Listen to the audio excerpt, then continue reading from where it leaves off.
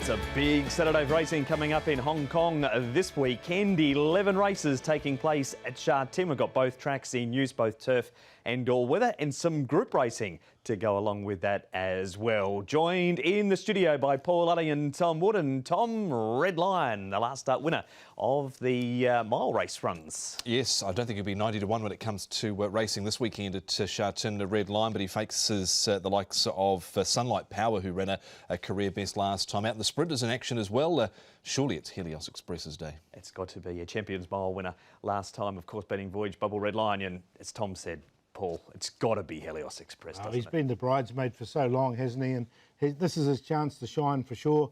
Helios Express with no K-ing rising in the race. There is a jackpot on that race as well. There's $1 million going into the quartet first four merge pools. Both our features, in fact, races 6 and 8. It does look like a bit of a favourite to stay throughout the card. There's going to be numerous horses here, odds on. It's Saturday, though. It's Saturday. It is, yes. That's a very, very good point you make, Tom. Here are the meeting details for this upcoming Saturday afternoon. Earlier start time with the extra race. 9 on the B course, 2 on the all-weather, 12:30 the first. And the 2 races, the Group 3s, the Lion Rock Trophy and the Sha Tin Vase. One 1,600 metres, one 1,200 metres. The Lion Rock Trophy has Red Lion at the top of the book. Cheng Cheng Glory, 6-time course and distance winner. Beauty Eternal has the earplugs off. Happy Together as minus the hood. Sunlight Power was a Group 1 placed last start. Encountered 3 trials since we last saw him. Johannes Brahms comes out of the Derby. And Kaying Generation, he hasn't raced since the Vase in December. He has the tongue tie going on and will be written by Matthew Poon for Pierre Rong. Red Lion's going to lead, Paul. Yeah, look, he led all the way last time and it seemed to work for him, didn't it, winning the big one. Devano, I think, can get in behind him. Pray for Mer likes to go forward as well, so he won't be far away. It looks, I don't know what they're going to do with Happy Together. He's drawn out wide, so he's going to need a little bit of luck to slot in there. Encountered Beauty Eternal. Sunlight Power will get his chance as well. A Kaying Generation over the 1,600 metres fresh up. I think he'll drop out to last. But I'll tell you one thing, it's going to be a good pace, I think, with Red Lion. He's one of very few horses to beat Voyage Bubble this season. Let's go at home with Red Lion.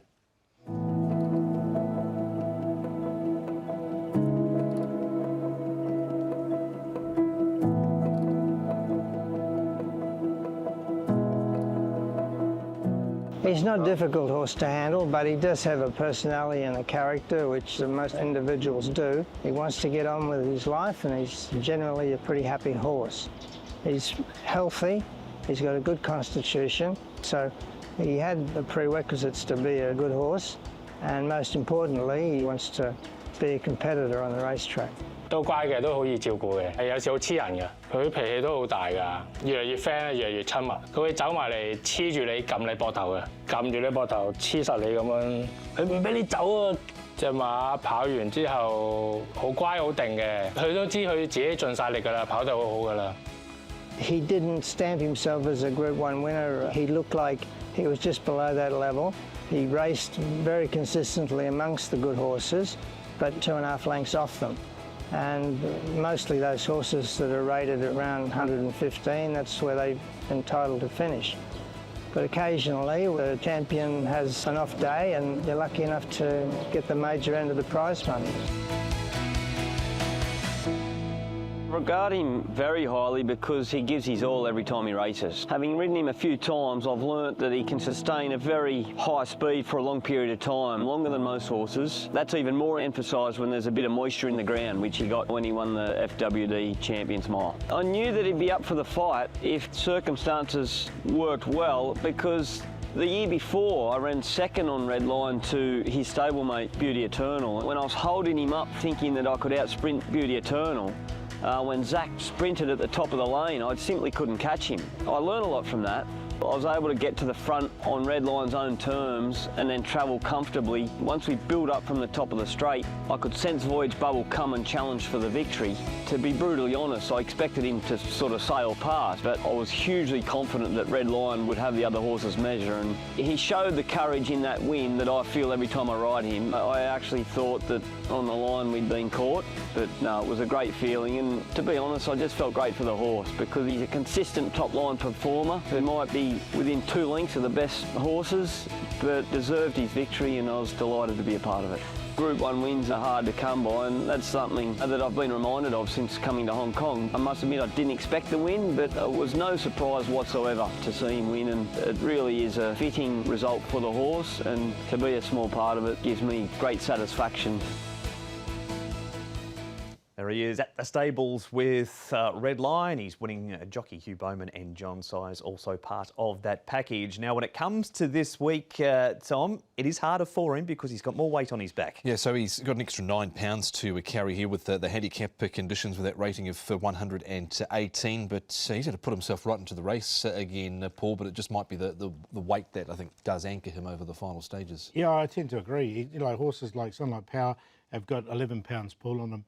So you can have a look here yourself at this particular race, the way the handicap works.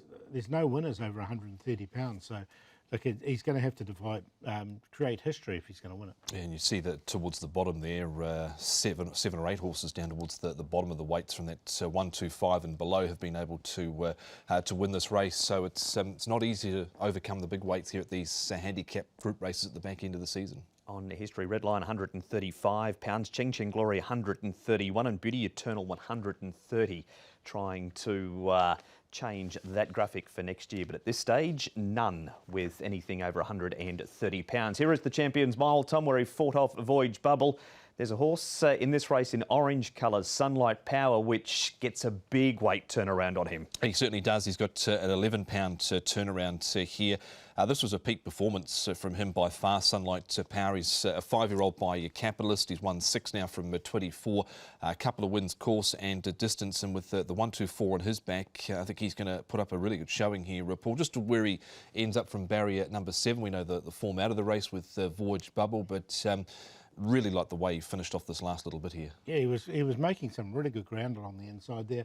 The weight, the conditions of the race really suit him, so I think he can overturn it with Red Light.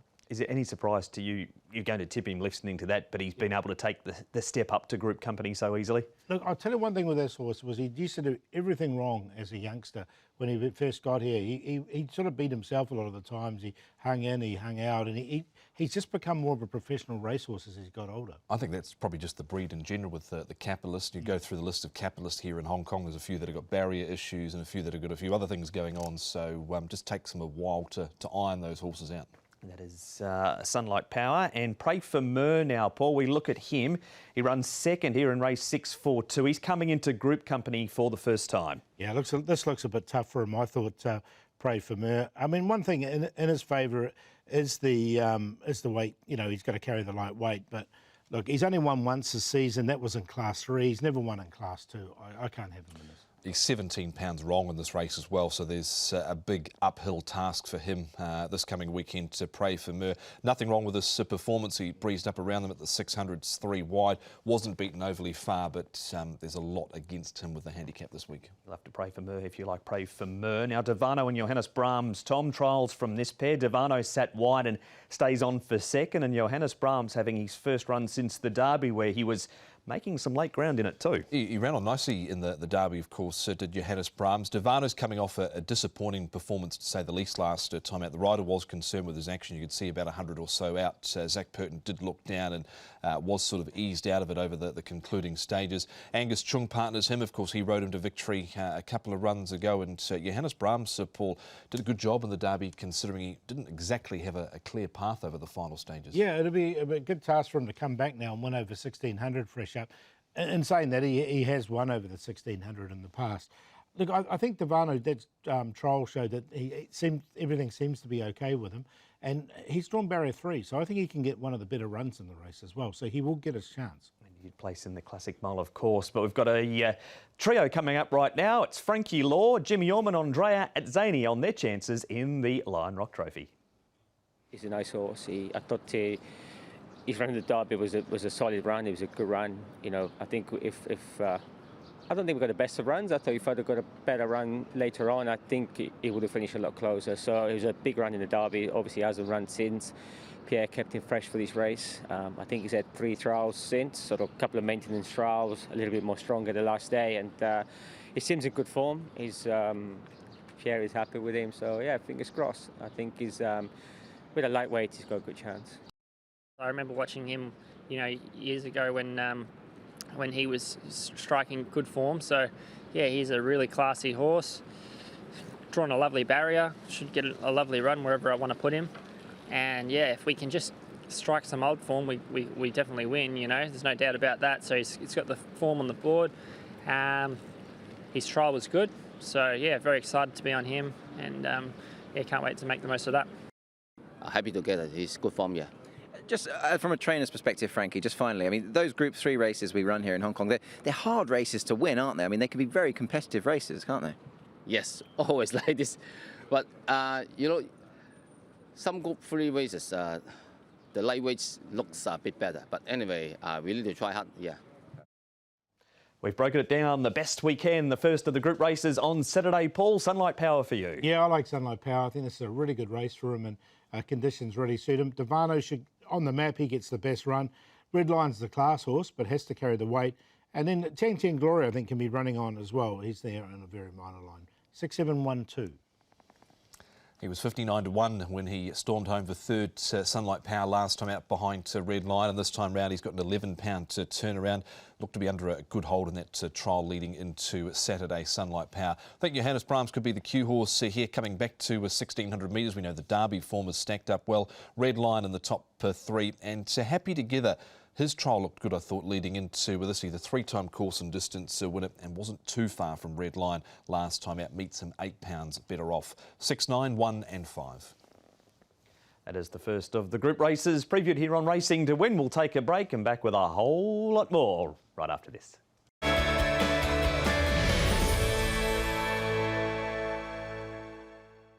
Welcome back to Racing to Win. Before we preview the second of the group races at Sha Tin on Saturday, it's time for the last run reminder. And ding, you're going straight for glory, Paul. I am. And look, he drew the outside fence, barrier number 14. This was his debut run. You can see him, it was slightly slow away there on the inside. And he ended up finishing 4th in this race. So I thought it was a very good debut run for him. The form, I think, will stack up. Moon Rocket, Alfonso and Lahore were the 3 that did beat him here. But you can see him on the inside. He never gave it away. And he was actually challenging for the lead just on the inside there.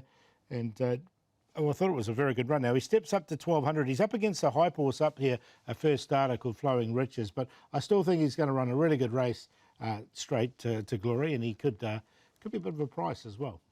Race 2, number 6, Straight to Glory is the last run reminder for Sha Tin. Now, the second of the groups, the Sha Tin Vase, Group 3 over the 1,200 metres. Lucky Swayness is second up.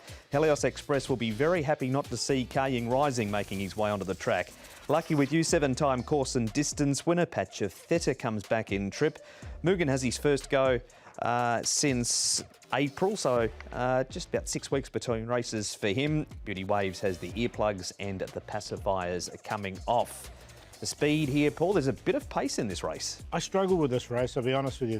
There was a bit of a conundrum here for me because, look, Victor the winner has lost a little bit of his early speed. He would have been an out-and-out leader. Ladies' choice, they want to lead at all costs. Will he be able to cross Victor the winner? If he does, that'll help co-partner Prance. But what are they going to do with Magic Control? That was the one that I wasn't sure about, because Magic Control actually went forward and led in the Group 1 last time. But if he goes forward with all his pace underneath him, he's going to be cast wide, I thought. I think they'll lead with him. You reckon they will? Yep. Yeah, I didn't know. And I wouldn't be surprised. But if they do, if he can't get to the front, he's going to be cast. Because they've tried to take a sit in 1,200 races before with him, and it hasn't worked. Yeah. So. And he's but not a 1,200 time. horse anyway. But they led last time and it didn't work. Well, that's true. Yeah. So what do they do? Good. Keep going. going. I agree with what Tom's saying. Honestly, I'm not sure what they're going to do with them. And there is those 2 options. I think they'll decide when the gates open. Winning weights. Sorry, team, we try to get the few going, but it's not going to happen. The bigger weights, Tom, have a slightly better record in this race than the previous one. Yeah, they do, but you can still see horses that carry the lighter weights here, particularly anything below 120. They still figure prominently here, and in this race you've got several of those horses here, so I think they'll be right there. But Helios Express. And here he is, Helios Express. Paul, he's last at this stage. We've got plenty of them coming out of the race. This is where Magic Control did lead. Lucky Swayness 6th. He'll be so happy not to see Kane rising, won't he? Oh, he will, definitely. Look, Magic Control led, but he's got ladies first to contend with here. And whatever happens, as we've discussed, I think one thing we'll all agree on is there's going to be a lot of pace in this race, right? So it's going to help Helios Express. Like, he deserves this. There's no question. You know, I'll be cheering him on because he's been so unlucky to run into a very good horse. Well, at a champion in Kane Rising. Any other year, he'd be one of our best sprinters. It's hard to believe he's not won since winning the Classic Cup 454 days ago. Just finished alongside of Satono Rave here. There's 12 pounds between him and Lucky Swainess. Not sure where Lucky Swainess is at the moment. He pulled up lame again last time out. But look, Invincible Sage ran really well there, and he's got 115, 3 pounds out of the handicap, so that brings him into this as well. There is Helios Express stats also. Hugh Bowman is our focus at the moment, Tom, and this is Hugh's last 10 meetings. Ticking along quite nicely. He's also got a couple of suspensions in there as well, unfortunately, for Hugh, but 8 wins from the last 10, a host of minor placings there as well. He's got Lucky Man, who's not without a chance in the first. That's Class 5, Straight to Glory. We saw the last run reminder there. Prestige Hall is on debut. He's been going along pretty strongly in front in his trials. Precision Gold, and then you've got over the page, Paul, some handy rides there. Yeah, Red Lion, obviously, and Crossball to Pegasus will be very short in the last. Hugh's opposition, Paul, includes this horse, Lady's Choice, who managed to get the win last time in Class 2, where he had struggled a little bit. He comes into group company for the first time. Not sure if he's up to it, but he can be a hard horse to get past. Yeah, look, as we've sort of debated already, there's so much pace in this race with sort of other horses that do like to go forward and lead. With Victor, the winner example, in the race, Magic Control, if he does go forward, Co-Partner Prance goes forward. Class 2, it's a big jump up for him. I mean, I haven't got him in. No, I think, again, he's 15 pounds wrong here in the handicap as well, and he was a hard horse to get past this day, and he'd got a bit of pressure up front in this race too, did Lady's Choice.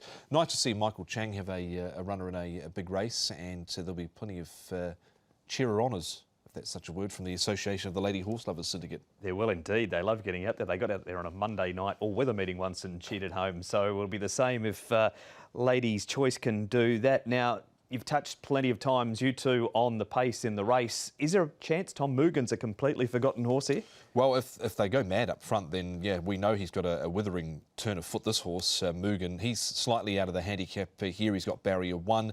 It was about midfield on the fence last time out. Nothing wrong with his trial leading into this. It's just taken him a long time to bounce back from that trip to Japan. It has. Look, he hasn't won this season, has he? But look, he did win 4 times last season. That's what it got up to, that 110 rating. He's back to 105, still above the 100 that he won off. So I'm still happy to watch him. But again, the race might be run to suit him.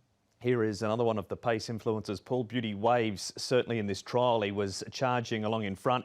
Patch of Theta, he's a pretty handy horse too. Drop back in distance to 1,200 metres, and that is something unknown because he's had 3 starts, 3 placings, yet to win at the trip. Yeah, that was early in his career, and when he stepped up to 1,400, that's when he started winning. So that was the little bit of concern.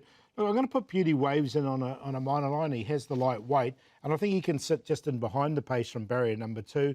They're changing the gear a little bit with him as well. So he goes in on a minor line. I actually don't mind Patch of Theta in this race. I know he's not done too much at the 1,200 in terms of winning, but I think he'll be in the right sort of spot from barrier number 4, and again, a good opportunity for some of the lightweight riders who don't necessarily get their opportunities in these races. So Keegan DeMello's got the ride, and he trialled nicely there. Speaking of trials, Tom, here is Magic Control. Victor, the winner, second. Lucky with you. 1, 2, 3. None of them pushed along, but Magic Control just struggles to run 1,200 metres here. He does. He's not a 1,200 metre horse for mine. Matthew Poon was aboard in this trial, seemed to move well. The thing for Victor, the winner, Paul, is he's going to be somewhere up near the pace as well, but for the first time in a long time, he actually gets some weight off his back against a few of his rivals here. Yeah, and that's a positive. He's just struggled a bit now. He's with a new stable, so maybe that, he's only had a couple of starts with David Eustace, so maybe that could help him a little bit, but he's not the victor of winner of all. Here is Nick with Frankie Law, Pierre Wrong, and that man himself, David Eustace, talking about their runners. Lucky with you is old man, and but the weather. If tomorrow's a raining, maybe a little bit not too good for him. I wouldn't say confident, but they're doing well. Mugen took him a while to bring his form back. Karras trialled him the other day, was very happy with him. Beauty Waves we tried to hold him back before the couple of races, but didn't work really well. I think this race will just brought him along, find it easier with the lightweight. And I guess with a horse like Beauty Waves, Pierre, I mean, he's had a tough season, hasn't he? Like, he's had to compete at the top table. I guess this race and its conditions probably suit him that bit better. Would that be fair? Of course, with Akaying, everyone thinks it will be more easier, you know.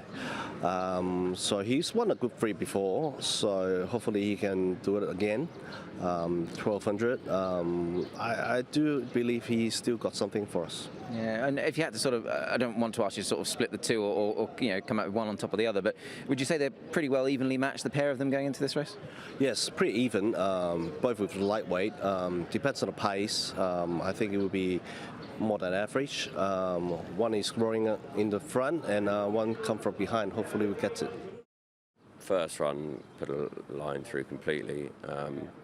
He trained great into the Group 1 the other day, but obviously, you know, tough assignment for any horse off the back of 10 weeks and drawn 10 and asked to go forward.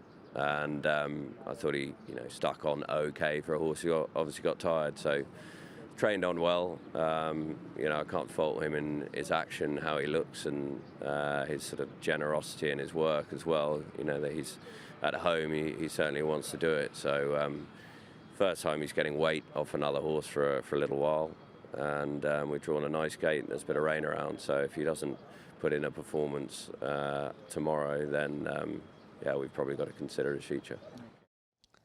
There is a trio of trainers in their charges leading into the Sha Tin Vase. So it's unlike power for the Lion Rock Trophy. Paul, who for the Vase? I think at Helios Express, look, he deserves to win. He's got the form on the board, all those seconds behind Kang Rising. So he's on top. Lucky with you. Should get the pace to suit as well. Invincible Sage if there's any rain around. And then Beauty Waves should get that perfect run in the trail. 2, 3, 7 and 10. Helios Express as well for John Size and Hugh Bowman, drawn barrier number 11. Should get back, pace will be strong. That'll certainly allow him to fly home at the end. Patch of Theta number 5, I think should get a nice run behind the tempo. Invincible Sage is in this, and I'm going to throw in Mugen with all the pace as well. 2, 5, 7 and 8. If you're not only fans of the two races that we have previewed on the show, they're all on the website, hkjc.com. Click on audio and video for that race-by-race analysis. Paul, your best bet? Going to go with Sunlight Power here in race 6, number 6. We've highlighted him. He's in the feature. As far as the long shot's concerned, or the value play, we'll go for the last. It's a Tony Cruz horse who's only had the one start. His name is the Gentleman Legacy. Because he didn't get too much room now. This is over 1,400 metres.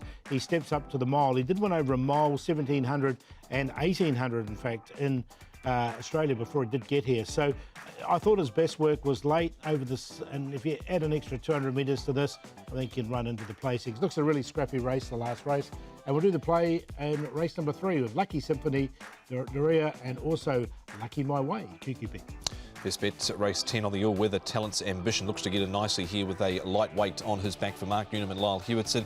The value Glaciated was running on at the end last start. Race 2, number 10, Pierre Rung and Andrea Razzini. And we'll team him up with Flowing Riches and Straight to Glory.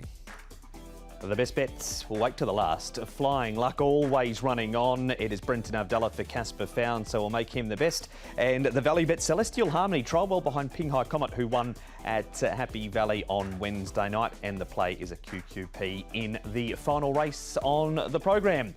That has been Racing to Win. Here's a look at the diary, Tom, about what is upcoming following Sha Tin on Saturday. Yeah, we've got Happy Valley Wednesday night on the A course there. There's a Class 2 over the 1,200 metres, and then the Summer Series kicks off, Paul, at Sha Tin next Sunday afternoon. Yeah, we could always have a bit of a sleep in, can't we? Yeah, it's always very popular.